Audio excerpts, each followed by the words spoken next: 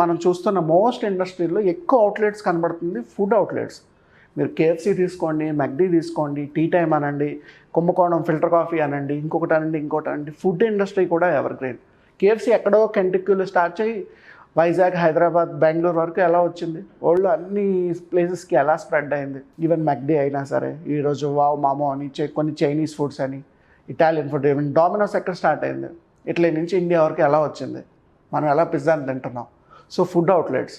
ఎవరైనా మీ దగ్గర ఒక యూనిక్ రెసిపీ ఉంది లేదా ఒక యూనిక్ ఫుడ్ స్టైల్ ఉంది మీ దగ్గర, అది మార్కెట్లో లాంచ్ చేస్తే బాగుంటుంది అని మీకు ఏమైనా అనిపిస్తే అలాంటి ఫుడ్ బేస్డ్ అవుట్లెట్స్ లేదా ఫుడ్ బేస్డ్ ఫ్రాంచైజెస్ కూడా మార్కెట్లో సూపర్ సక్సెస్ఫుల్గా రన్ చేసుకోవచ్చు. ఎందుకంటే మీరు ఎన్నాళ్ళు చూసినా ఫుడ్కి డిమాండ్ తగ్గదు. ఇందాక మనం చెప్పినట్టు రియల్ ఎస్టేట్ ల్యాండ్కి ఎలా అయితే డిమాండ్ పెరుగుతుందో ఇవాళ ఫుడ్ ప్రొడక్షన్ తగ్గిపోయింది. అగ్రికల్చర్లో క్రాప్ తగ్గిపోతుంది. క్రాప్ తగ్గుతుంది అంటే అర్థం